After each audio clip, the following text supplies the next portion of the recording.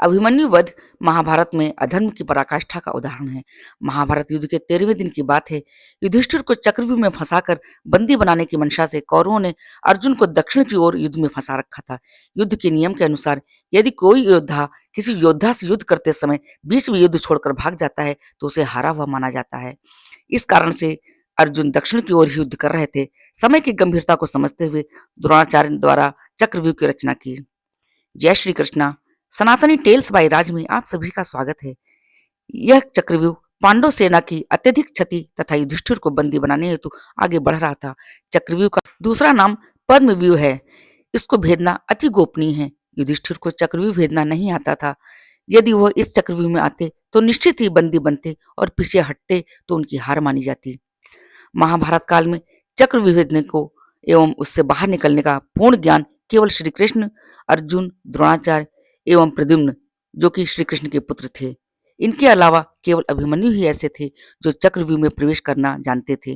अपनी माता के गर्भ में रहते हुए तेजस्वी अभिमन्यु ने चक्रव्यूह भेदना सीखा था। जब अर्जुन अपनी गर्भवती पत्नी सुभद्रा को चक्रव्यूह भेदना समझा रहे थे, परंतु माता के बीच में सो जाने के कारण अभिमन्यु पूर्ण ज्ञान नहीं ले सके। चक्रव्यूह भेदना तो सीख लिया परंतु बाहर निकलना नहीं सीख पाए। अर्जुन एवं सुभद्रा पुत्र अभिमन्यु एक कुशल योद्धा थे। अभिमन्यु को रौद्रधारी भी कहा जाता है क्योंकि वह रौद्र नामक धनुष को धारण करते थे। यह धनुष उन्हें उनके ज्येष्ठ मामा बलराम से प्राप्त हुआ था।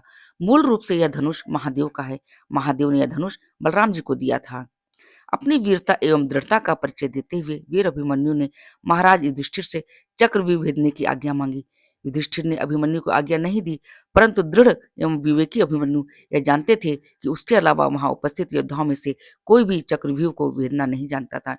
वह यह भी जानते थे कि यदि युधिष्ठिर इस चक्रव्यूह में गए तो उनका बंदी बनना तय है। साथ ही धर्म युद्ध यहीं पर समाप्त हो जाएगा। धर्म की हार होगी और अधर्म की जीत हो जाएगी।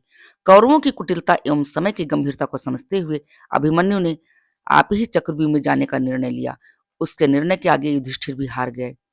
जब अभिमन्यु व्यूह में घुसे, जयद्रथ ने व्यूह का द्वार बंद कर दिया। वहीं युधिष्ठिर, भीम, नकुल, सहदेव अपने ससुर द्रुपद के साथ चक्रव्यूह में घुसने का प्रयास करते रह गए, परंतु व्यर्थ। व्यूह के बाहर उन्हें जयद्रथ जैसे कौरव पक्ष के योद्धाओं से युद्ध भी करना पड़ रहा था। जब रौद्रधारी अभिमन्यु ने चक्रव्यूह को भेदना शुरू किया, तब उसने किसी की प्रतीक्षा नहीं की। वीर सुभद्रा नंदन एक के बाद एक घेरे भेदते गए। रास्ते में आ रही कौरव सेना को ऐसे छलनी कर रहे थे मानो कोई माली घास काट रहा हो। अभिमन्यु युद्ध में एक छोटे से बालक थे, परंतु अति श्रेष्ठ योद्धा। छठे घेरों को पार करते करते अभिमन्यु ने रुकमार्थ, बृहदबाला, लक्ष्मण यानी दुर्योधन का पुत्र, छह परामर्शदाताओं, कर्ण के 7 पालक भाइयों, शल्य के पुत्र आदि कई योद्धाओं को मार डाला। यह सब देख कौरव पक्ष विचलित हो उठा। वीर अभिमन्यु से कौरव पक्ष के योद्धा एकल युद्ध करने में अक्षम प्रतीत हो रहे थे। दुर्योधन पुत्र हानि से क्रोधित किसी भी मूल्य पर अभिमन्यु की मृत्यु चाहता था। उसने द्रोणाचार्य से अभिमन्यु पर मिलकर हमला करने का आदेश दिया। महाभारत के युद्ध में जो पक्ष अधर्म का प्रतीक था, उसने अपना परिचय देते हुए अधर्म की पराकाष्ठा दिखलाई।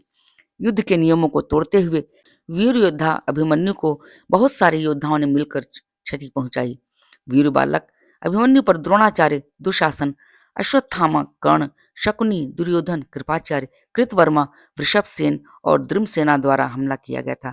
सारे योद्धा मिलकर इतनी वेग से अभिमन्यु के रथ पर हमला कर रहे थे कि अभिमन्यु का रथ टूट गया, परंतु अभिमन्यु ने हार नहीं मानी। वह धरती पर खड़े होकर भी युद्ध करते रहे। उसकी ढाल मार के गिरा दी गई। तब उन्होंने रथ का पहिया हाथ में उठाकर उसे ढाल बनाकर युद्ध किया। इसी बीच जयद्रथ ने पीछे से महान योद्धा अभिमन्यु की पीठ पर भाले से प्रहार किया। भाला वीर अभिमन्यु के शरीर को भेदता हुआ बाहर निकल गया। फिर एक के बाद एक कौरव पक्ष के योद्धाओं ने अभिमन्यु पर बार बार वार किया। सुभद्रा नंदन अभिमन्यु वीर गति को प्राप्त हो गए। साथ ही उन पर वार करने वाले कौरव पक्ष के सभी योद्धा निम्न प्रतीत हुए। जब अर्जुन चक्रव्यूह को भेदते हुए अंदर पहुंचे तो अपने पुत्र की यह अवस्था को सहन नहीं कर पाए।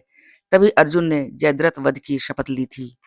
महाभारत के युद्ध में बहुत से महान योद्धाओं ने युद्ध लड़ा, परंतु जो शौर्य, साहस एवं क्षमता वीर अभिमन्यु की थी वह किसी और की नहीं। सुभद्रा नंदन देवी द्रौपदी के प्रिय पुत्र अभिमन्यु अमर हैं। अभिमन्यु की वीरता सदैव प्रेरणादायक रही है। तो यह है अभिमन्यु वध की कहानी। अगर ये कहानी आपको अच्छी लगे तो लाइक करें, शेयर करें। आगे भी ऐसी वीडियोज़ देखने के लिए मेरे चैनल को सब्सक्राइब करें। जय श्री कृष्णा, जय श्री कृष्णा।